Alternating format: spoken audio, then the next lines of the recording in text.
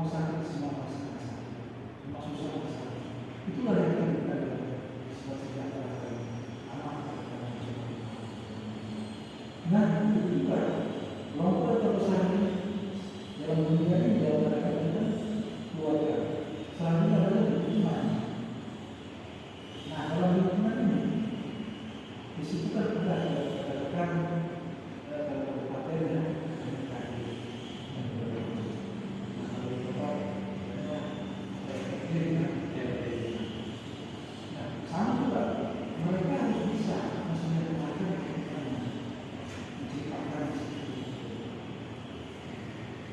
Walaupun sudah ada keterbatasannya, tidak-tidak dia menciptakan bagaimana di lingkungan itu tidak ada orang yang pertaniannya yang susah, yang lapar, gitu. Misalnya kalau orang saja misalnya misalnya nah bagaimana menciptakan di lingkungan yang saya kalau seperti pakar tadi memberikan beras yang tidak bagaimana cara memberikan informasi untuk pekerjaan terus pendidikan. Nah di atasnya tadi ada validasi atau luar. Nah seharusnya begitu juga sama sistemnya dari konsep tadi itu. Bila-bila itu anak konsep tadi ya, kita bagaimana kasih sayang,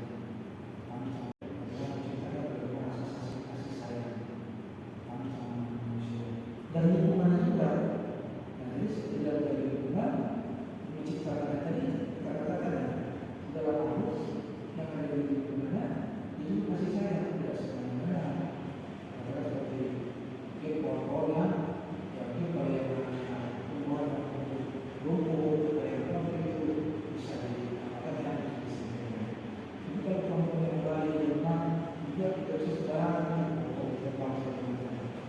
Nah itu hewan-hewan ya hewan seperti burung ya semuanya yang kita lakukan segala macam ya juga berusaha manusia ini sembarang membunuh yang kaya itu rasa sejahtera sejahtera. Nah bagaimana dengan lingkungan? Nah jadi manusia tidak menciptakan udara yang rusak yang kotor yang keracunan seperti itu. Nah jadi inilah di sini.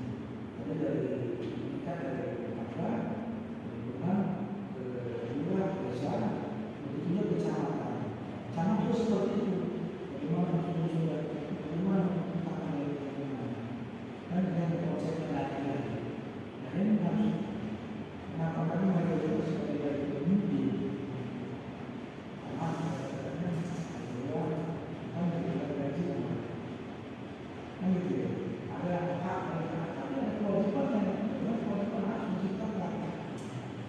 Di situ aja sebenarnya para pekerja yang seorang dia sebagai calon bupati, kota, gubernur atau sebagai presiden seperti itu. Kan sebetulnya dalam pun atau dunia ini masih ada bangsa-bangsa ada ide-idenya. Nah seperti itu konsepnya adalah sebetulnya konsep ketuhanan. Nah sebenarnya sifat ketuhanan itu sudah berbeda dari masing-masing dia berbeda dari masing-masing. Dalam sifat ketuhanan itu semua lengkap. Karena kembali sebenarnya dalam konsep dunia ini segala sesuatu aturan norma-norma itu yang pertama dan paling adalah menciptakan hukum juga tidak ada. Kalau menciptakan manusia ini sekitar menjadi orang yang baik, jadi pemimpin yang baik untuk aku yang lainnya. Itu supaya kita ada menciptakan baik agama apapun yang berbeda, aslinya menciptakan baik. Tapi pada hari ini bagi sesuatu bukan menjadi manut yang kan gitu ya. Juga mungkin dia juga berbeda. Nah, begitu juga konsep ya, katakan yang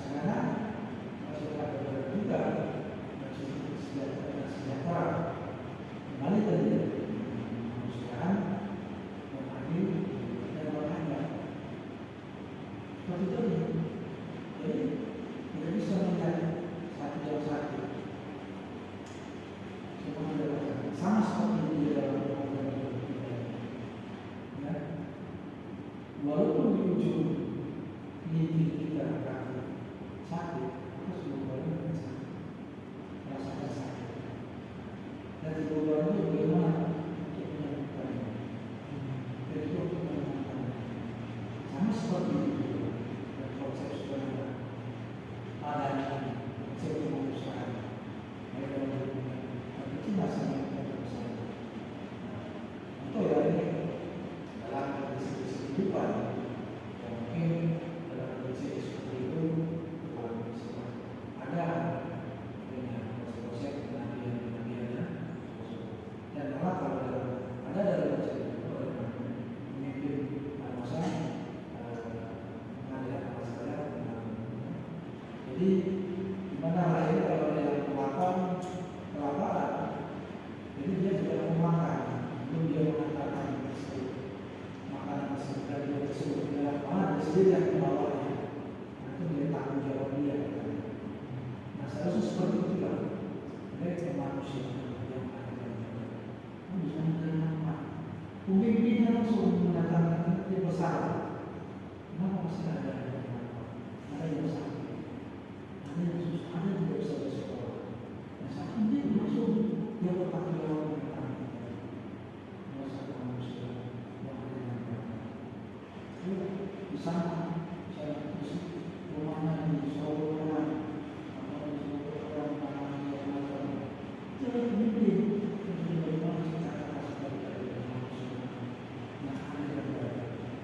Juga seorang hakim, dia dan jaksa dan macam, kita harus bagaimana menciptakan kebiasaan manusia yang berbeda. Dia memberikan orang-orang menjadi korban, orang-orang terjadi orang ini sebenarnya masyarakat ini. Jadi masyarakat yang kompleks, bukan hanya dari tapi lengkap ya, ekonomi, sosial, budaya, pendidikan, pertahanan dan keamanan, dan hukum ya. Jadi semua harus tercover semua konsep-konsep bagaimana ekonominya. Nah seperti itu. Nah kita konsepkan tidak seperti sama, seperti bersama-sama. Mungkin dalam budaya juga bisa seperti itu semua. Itu juga kita seperti dalam sistem.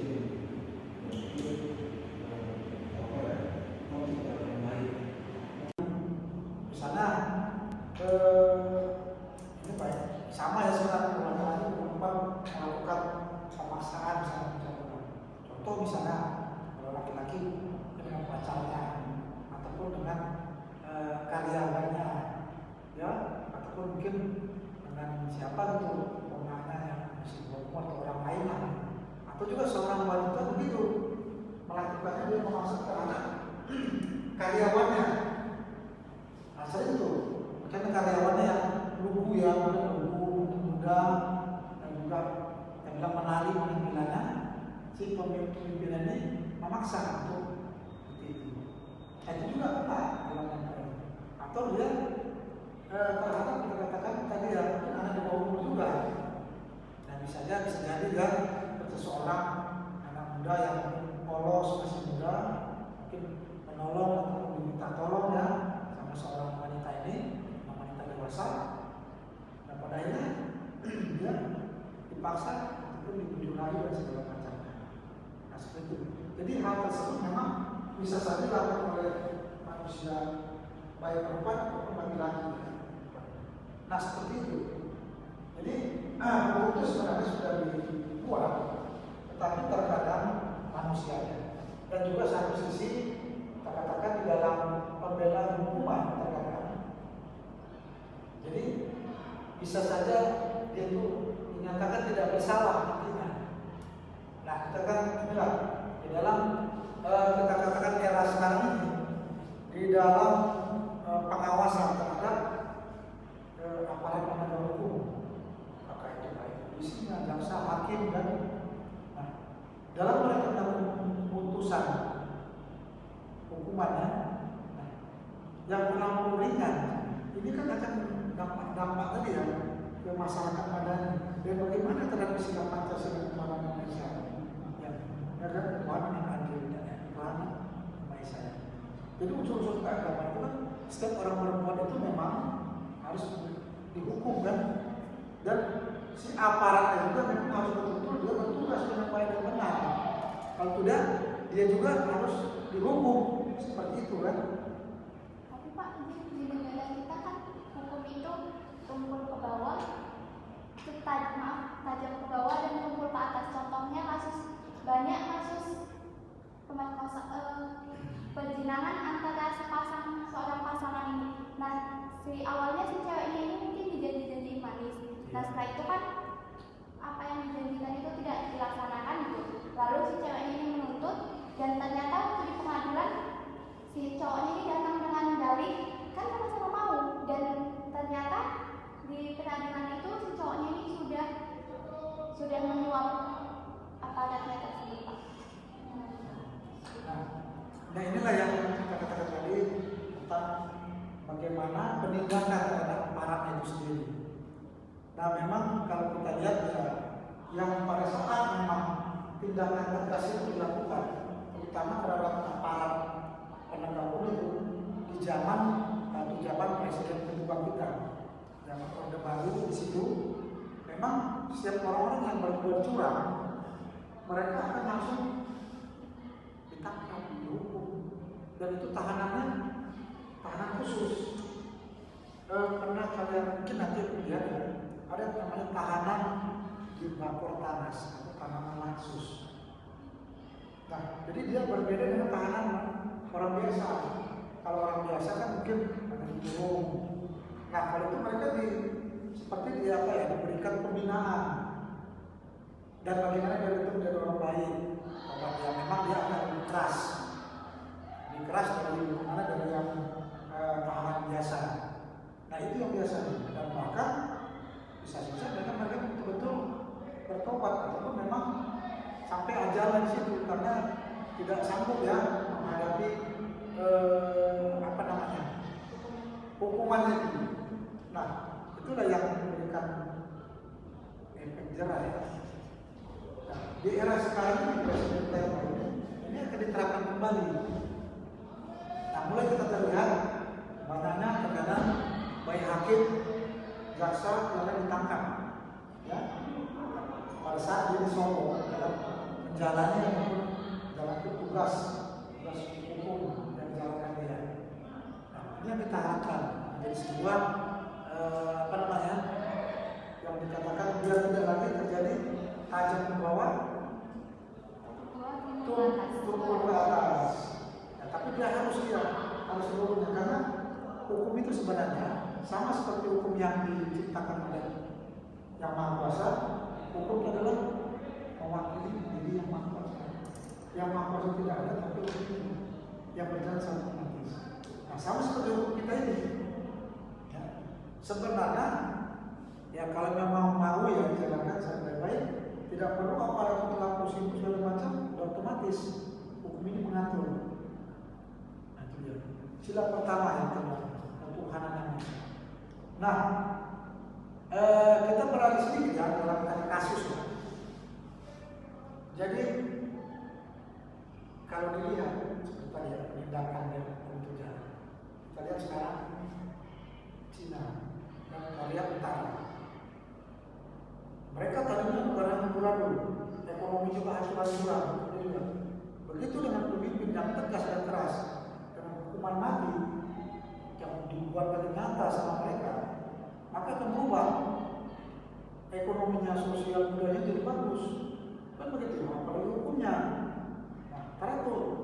Karena sedikit pun mau siapa pun dia, pejabat apapun, bahkan sang presiden bilang, siapkan peti mati, dengan satu untuk saya. Saya berbuat curang. Itu baru. Nah, itu salah satu cara bagaimana merubah tadi ya, merubah masyarakat madani tadi menjadi masyarakat yang betul-betul yang madani dari yang kita bilang yang selalu terutama dikaitkan dengan Pancasila ya.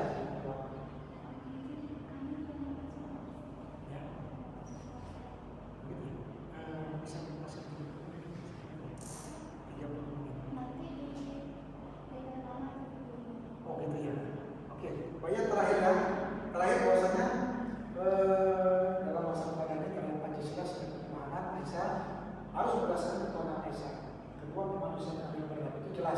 dalam ketuhanan Indonesia sudah ada kemanusiaan adil dan beradab, dan adanya persatuan Indonesia ya. Karena dalam agama juga setiap harus bersatu. Dan kerakyatan memiliki pemerintahan bersama. Setiap orang agama juga memiliki pemimpinnya yang baik dan benar. Dan sila kelima adalah keadilan sosial dan sosial.